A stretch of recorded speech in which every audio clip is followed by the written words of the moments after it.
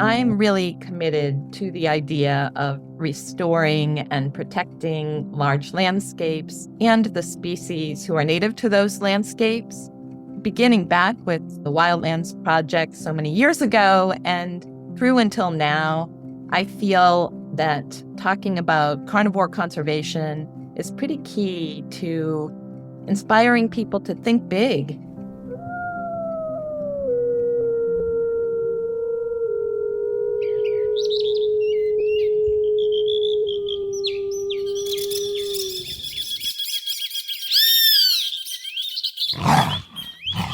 You're listening to the Rewilding Earth podcast.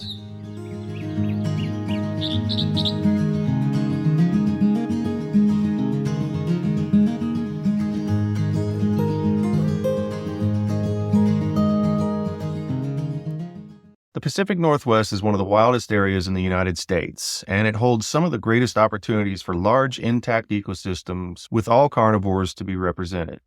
Today, I spoke with Paula MacKay and Dr. Robert Long about their carnivore conservation work in and around the North Cascades, including remote work in Washington State on wolverines.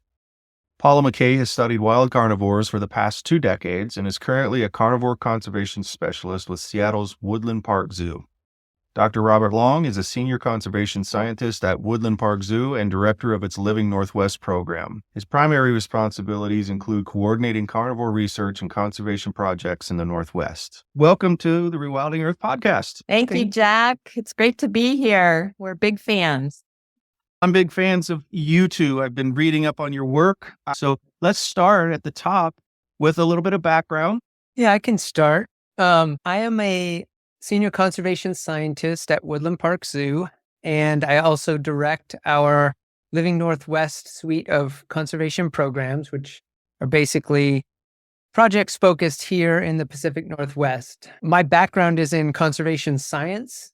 I did degrees in California, Maine, and Vermont, and have worked on both coasts in a number of different conservation and science-focused topics, ranging from carnivores to road ecology to connectivity science. I wanted to add, because Robert mentioned New England, interestingly, especially because we're talking with Rewilding Earth and the Rewilding Institute, both of our histories in conservation actually trace back pretty strongly to what was originally called, of course, the Wildlands Project. And the work that Michael Soule, Reed Noss, Dave Foreman, and so many others brought to the fore in conservation was incredibly inspirational for both Robert and I in our current work, especially our focus on carnivores.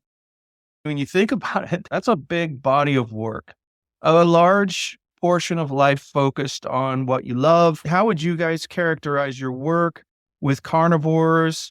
Speaking for myself, rewilding has been such an important theme through much of my career.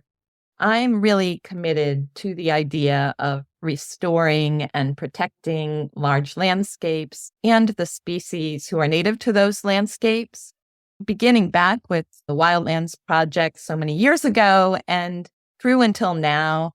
I feel that talking about carnivore conservation is pretty key to inspiring people to think big, to think about big landscapes, to think about the importance of connecting landscapes so that animals are able to move through them without persecution, and also to inspiring people to think about tolerance, what it means to tolerate other beings. And perhaps no other species more than carnivores test our capacity to do that. And I also feel like, in addition to good science, we need solid writing and communications to help spark empathy and compassion for carnivores. And that's why I'm also committed to doing some creative writing beyond the science that I work in. When I first came out of my undergraduate degree, I was heavily focused on science, but it was really wildlife management, which was what a lot of the programs were then, and how we looked at wildlife. And conservation was obviously a subset of that, but I was heading in that direction. And it was, as Paula mentioned, the Wildlands Project back in 1992 that first sparked my interest in melding pretty strict wildlife management ideas with larger scale conservation in terms of connectivity among large landscapes and restore populations, especially carnivore populations that had been extirpated. So I think that played a really deep role in the directions that I went. The other overlying theme is the idea of non-invasive research on wildlife. And that, when I say non-invasive, essentially not capturing or putting hands on animals, but ways to study animals, and especially carnivores in the case of Paula and I, that doesn't involve capture. It involves using approaches like camera traps or remote cameras, tracking, DNA sampling. So ways to get at how do you assess distributions, health of populations, movement without actually capturing animals. So that's an overlay that came in the early 2000s for Paula and I as we were working on some other projects. And now it's the core part of the methods that we use. So no tranquilizer darts from helicopters of field mice. That's out. And that's not to say that we don't recognize the important role that, for example, telemetry collars have played and can potentially still play in studying certain species, looking at certain objectives. But speaking for myself, I feel like we really need to present solid arguments if we want to pursue those approaches at this point, because there is so much that we can learn from non-invasive research, and we know that is less stressful for the animals involved as well as for the biologists involved, who are also put at risk when you're collaring large animals. I'm really used to seeing a wolf with a collar. And I understand the argument has always been it's a wide-ranging species. It's the only way we could know those kinds of things. And I'm probably picking a species that's way off your list in the non-invasive category, but only to build the story as to what kinds of species can you do this more readily with. Draw that picture for us. Yeah, I think it really comes back to what the objective is that you're trying to get at. What's the question you're trying to answer, or what are you trying to do with the method you're using? Really, you can use non-invasive methods with any species. There are people developing camera traps for insects at this point. So it's not the species, it's the question. And there are certain questions that are very difficult to answer without having a collar or a transmitter on an animal.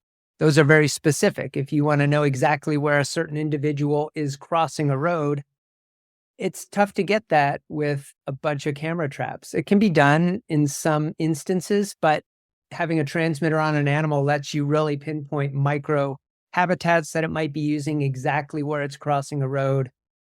Non-invasive methods oftentimes are more inexpensive for the number of data points that you can get. So you can put out many camera traps if you're looking at the distribution of a wolf population, for example, and get a good sense of what types of areas, what the general region that's being used by wolves, just with non-invasive methods. You don't really need a collar for that.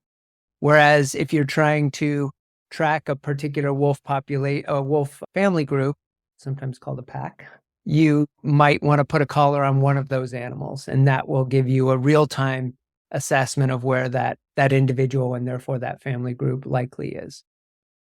And I might give another example of how these methods can work synergistically. One of the species that we focus on pretty extensively in the North Cascades is the wolverine. Wolverines were considered extirpated from the North Cascades for about a century and started to show up in what seemed like a little bit more consistent numbers in the mid-1990s. Our colleagues with the Forest Service began a telemetry-based study of wolverines in the mid-2000s, and that was a 10-year study and basically helped put wolverines back on the map in this region. There were 10 wolverines who wore collars. They were able to collect incredible information about how these animals were moving through the landscape, and also just to show that these animals were there. Then we came in about 2013 to try to pick up on what that project had laid as groundwork, and to continue the important monitoring of this species into the future. In 2015, that study ended with the radio collars, and ever since, we've been trying to continually monitor wolverines and to expand upon the tools we have in the non-invasive toolbox for doing that. If I can just add one thing, non-invasive methods and camera traps in particular lend themselves to collaboration because it's a fairly low learning curve to deploy a camera trap compared to tranquilizing an animal, putting a radio collar on it, and then having the resources and personnel to follow up with that and track that animal. Camera traps, in this example, for wolverines, we collaborate with a number of different agencies and organizations that are also doing camera trap work in their own particular regions. And we can combine all those data to get a bigger picture sense of, for example, distributions or reproduction even. So it's really, there are many different reasons that you might choose a non-invasive approach to either complement or replace what historically has been done with capture collar studies. You're listening to the Rewilding Earth podcast. Did you know we also publish insightful and inspirational content from leading rewilding scholars, poets, artists, and organizers from around the world? You can visit rewilding.org and sign up for our weekly digest to receive brilliant, fresh insights on everything rewilding. You'll find over a decade of articles and news from the front lines of wildlands protection and all kinds of restoration efforts. Check us out at rewilding.org, and don't forget to share it with friends. Jack, going back to your initial question about seeing a wolf with a radio collar, I wanted to comment a little bit on that. And again, I want to begin by emphasizing that we have many colleagues who have done really important research with collars. In fact, Robert, back in graduate school, was using collars. This isn't a judgment on the importance of the work that has occurred or the people who have done it. But there is a feeling for me when I see an animal with a radio collar that is uncomfortable. And the best that I can get at with that is that somehow it seems to undermine that animal's sense of self-determination or agency. It's basically a feeling of now that animal belongs to us and not to him or herself. And I think there are some interesting, paradoxes there, because those collars can really help us with storytelling about these animals, their need to roam across large landscapes, the barriers that they face when they're roaming across large landscapes.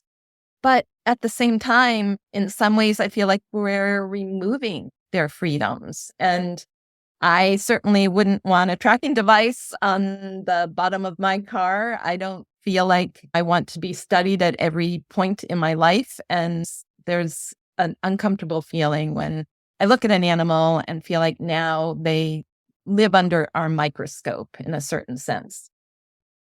Well, I was going to follow up with, it feels like at times when you start to really pay attention to all the feeds that people are willing to put online, the conservation groups, the hunters, the agencies, the universities, the zoos, everybody is out there. And it sometimes makes me feel like it's a Hollywood set. Like if I was going to go and try to get a picture of a jaguar in the Southwest, if you know what you're doing, there are only a few places you're going to have the highest likelihood of being able to do that. And I often wonder if you guys all run into each other sometimes at the same watering hole. When we started this stuff, cameras used to cost thousands of dollars, and you would only see universities and well-funded organizations using them. And now they're so cheap, it feels like it could be getting congested out there and invasive for the particular animals that we're so eagerly trying to capture. Is that the case? Am I overstating? I think you're getting at some pretty important and complicated questions. I recently was writing about this a bit for myself and in the context of the memoir I'm working on. And the way that I'll paraphrase myself, but I like to feel like camera traps are the eyes of science when the animals have the wilderness to themselves. So it feels quite different to me to have cameras capturing animals when they're just going about their business and they happen to pass by, or perhaps they're attracted to a subtle scent that we put out there. That feels very different to me than actually capturing and handling an animal. The idea with these cameras is that you're not changing their behavior. You try very hard to not change their movement patterns. Some work is done on trail, some is done off trail. But in general, you're trying to just have a little snapshot of what life in the wild is like for these animals. And then the objectives of the particular study come into play. Yeah, we've veered into an interesting philosophical discussion that could take a whole hour in its own right. To your specific question, there's a lot of land out there, and cameras take up a tiny amount of space, and you're only at the camera for a brief period of time. So in terms of literally running into people in the field, it usually doesn't happen. I do think that agencies that issue permits that allow people to conduct research on different landscapes are starting to feel the ramifications of a lot of different groups or researchers wanting to do studies. So we hear a lot from agencies that we need to start working together a little more to submit research proposals. And we have done that. One of the things that Paula and I really focus on here in Washington is a collaborative group of wolverine researchers. So we get together every 2 months or so and make sure that we're talking about who's doing what where, and when possible, can we collaborate on permit applications and things like that. I think the other thing to take into account, and it is something that we think about and talk about, is how the intersection with communities and cameras can happen, especially in some of the landscapes where we're doing research on urban species that live in urban parks. And there's been a pretty broad, diverse, and open discussion about how to ensure that communities still feel safe with that many cameras out there. Now, I will say that our society is pretty camera heavy at this point, and we've all gotten used to traffic cameras and street corner cameras and security cameras outside of most storefronts. So it's an interesting discussion, and I think it's going to evolve, and there are a lot of people thinking hard about it. I tend to come down similar to where Paula basically just described, and that is that if we're doing something with cameras on behalf of conservation and species and trying to learn more about how we best protect systems, then I think that's a good thing. And I think if people can get their heads around that, they tend to be supportive as well. The fact is that deploying cameras in wild places takes an incredible amount of effort. Putting a camera on a tree, easy, but getting into the heart, for example, of the North Cascades wilderness is not easy. And the places where you tend to see more cameras tend to be the easy access places.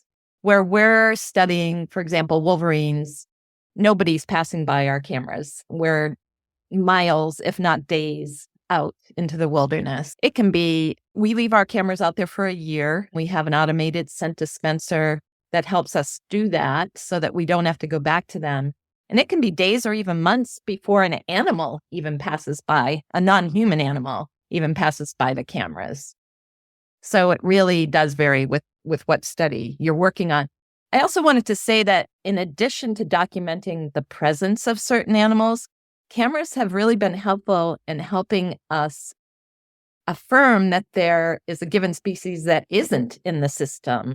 We were part of the grizzly bear survey team that used hair snagging stations, barbed wire corrals to try to collect hair samples from bears in the North Cascades.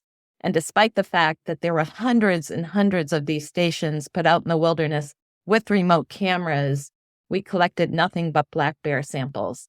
In addition, there hasn't been a grizzly bear confirmed in the North Cascades wilderness since 1996 by any means, including the many cameras that have been distributed as part of any study. So all of that information was a key part of why the U.S. Fish and Wildlife Service and North Cascades National Park have now been moving forward in trying to advance the reintroduction of grizzly bears in the North Cascades. We know that there are none in this system on the U.S. side of the border. Yeah, we had to do that in the Southwest before the wolf reintroduction really started, was go make sure there aren't any.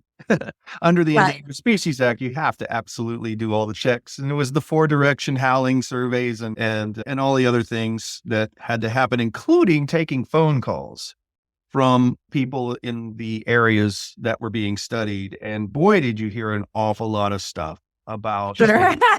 they were almost all convinced that there were thousands of wolves already in the Southwest, and they were seeing coyotes and reporting them. Cats, you would Yes. not believe what, maybe you would. Maybe you guys have manned the Yeah, phone. we would. Yes, we learned for sure. And it does get complicated with bears in particular, because of course we have black bears that have brown coats, and many people spotting black bears up on steep slopes where from a distance you could easily think that might be a grizzly bear. Yes, the agencies who are responsible for this process have had a very difficult job in trying to make sure that people understand that, yes, they did see an animal, they saw a bear, but that wasn't a grizzly bear. I wanted to also get to the communications part of all of this. It feels to me, from my vantage point, that it's the storytelling part of the result of the science, the result of the studies, very careful, meticulous, entertaining storytelling resulting from all of this work is what you need to get the support from the public. And I really love to run into rewilding communicators. Talk a little bit about why you feel that's so important, and maybe a couple of stories where it's come into play in a very big way for you. Yeah, I very much agree that storytelling is absolutely key to moving people around conservation. There have been many people who have looked at that topic, and we know that science alone isn't enough to shift people's values or to make them act on behalf of a given species. On one hand, we need really solid science to understand what the needs of other species are and how we can improve their chances for success in the landscape. But I also feel like imaginative empathy is really key. There's nothing like trying to imagine what it's like for a female wolverine to give birth and to raise her young in a mountain landscape, or to imagine what it's like to be a wolf who encounters livestock in a public lands grazing situation, to start to think about, wow, these animals are just out there trying to make a living just like we are. And it's up to us to be tolerant and understanding of their needs, as well as to recognize that we have our own needs and we all have to learn how to coexist with these animals. So I feel like writing takes the science and everything else we know about other species to a different level and enhances our ability to connect with these animals. And for my part, I went into my career from a science angle and a nature angle. And it was to my chagrin that I realized that science wasn't all we needed to change hearts and minds around conserving nature. So it's been a pretty big reorganization of how I approach what I do. In fact, I was part of a workshop a number of years ago that really was taking scientists and giving them this real in-depth, basically teaching them how to be science communicators or how to be better science communicators, because Paula said, we realize science alone isn't changing things, and we all know that now. So it's really been an interesting shift in my career, because we're still trying to do good science and think about data and statistics and questions that we can answer and hypotheses, but then really taking that and shifting it to a package that we can talk to the public or have a conversation with the public about has been the real challenge. So it's important. You were asking about an example. I think I would go back a little bit in time here and talk about a book that was really influential for me, and that was Peter Madison's The Snow Leopard. I think that's a really great example of how storytelling was combined with science to really move people around what this species needed, what the landscapes are like where they live, and yet he never saw a snow leopard in that whole book, right? So it's like we almost felt more connected with snow leopards because he never saw one. And he was constantly grappling with that and had lots of imaginings, et cetera. So I found that really, really powerful. I also wanted to give a shout out, of course, to Robin Wall Kimmerer and the author of Braiding Sweetgrass and other work, and her more recent call for us to revisit the lexicon we use around other animals in storytelling. You know, she refers to our wild kin, or the more than human world, and the fact that we need to reinvent our language to reflect those connections. I, for example, try not to use the word it when I'm referring to another being. These are living beings, just like I am. And I think if we give life to those animals through our words, they reach people in a more powerful way. What do you think about rewilding in the Pacific Northwest from any angle you'd like to take it? That is a hopeful vision, things that you've been inspired by, something that you've worked on personally or have been adjacent to that has been very promising, heartening. What's some good news that you guys can share from your perch? Gosh, I think we have incredible opportunity here, specifically in Washington and the North Cascades. Also, of course, the Olympics. When Robert and I moved to the West Coast, to Washington in 2007, we were just coming into a really key time for rewilding. Wolves weren't even confirmed on the landscape until a year after we got here through a litter that was identified up in the Methow region of the North Cascades. And wolverines were just starting to make a comeback. We didn't have fishers in the Olympics or the North or Southern Cascades of Washington at that point. I believe the reintroduction in the Olympics was initiated, I'd have to check this, but 2008. We didn't have grizzly bears. We still don't have grizzly bears, but we have a really active process in place in hopes of restoring them. So just in the last 15 years, we have seen an incredible recovery of several of these species. The only large mammal missing in the North Cascades ecosystem at this point is the grizzly bear. And like I said, we're really working to restore them. So it has been super hopeful. Of course, there are many threats and challenges that still exist, but we have a 6 million acre ecosystem that is almost solely public lands in the North Cascades. And people are really committed to coexisting with wildness in this place. I think it's one of the most rewilded places, certainly in the lower 48. One of the most rewilded in North America, I would say. Obviously, the further north you get and into Canada, it's more contiguous. But I'm really amazed and hopeful about all the conversations that are happening right now around connectivity enhancement. Even though we've got these big public land chunks, there's still concerns about connectivity and backcountry recreation and what the effects will be there. So there's quite a bit of action being taken and engagement. And I guess that's what I'll end on is it's one of the, I would say that I'm really hopeful and amazed with the engagement that's now happening more and more, I think, with Indigenous communities and communities, First Nations communities north of the border who have been here for millennia and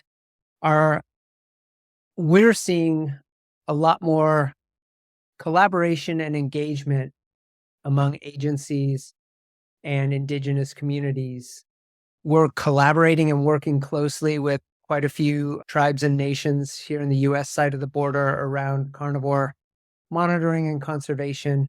And I think that's an important part of the whole rewilding conversation.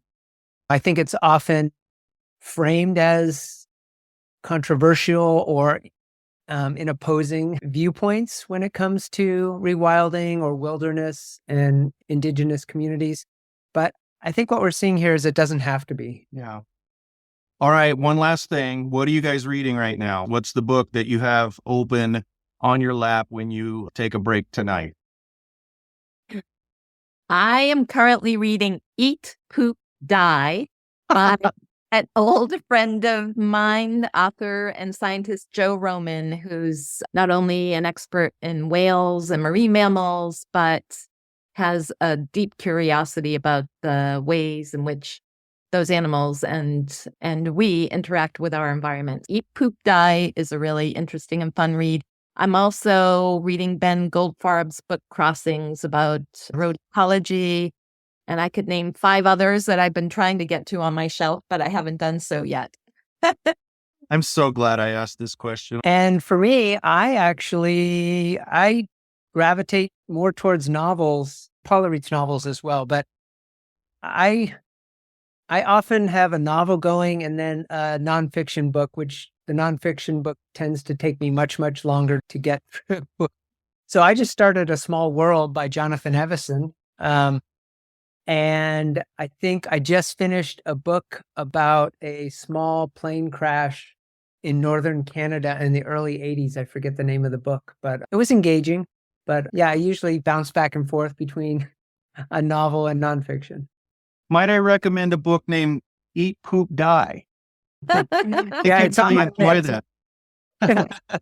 If for no other reason, just the great title. Oh yeah, geez, it's that. It reminds me of that Japanese book for kids. Everybody poops. Exactly. Yeah, and that poop has to go somewhere, and that's the whole thesis of Joe's work. Is the places where that poop goes are richer because of it. Yes.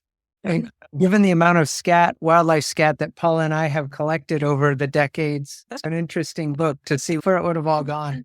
Of course, some of it's in our freezer, and that's not something you really want to talk about. But Ooh, remind me of that if I ever visit you guys. Right next to the veggie burgers. I talk to people who have scat in their freezers. I've got the coolest job in the world. You Paula and do? Robert, thank you so much for coming on the podcast. And I have a feeling you both talked half as much as a regular guest on their own does. That means that we either need to have you back both together or individually, and you're welcome.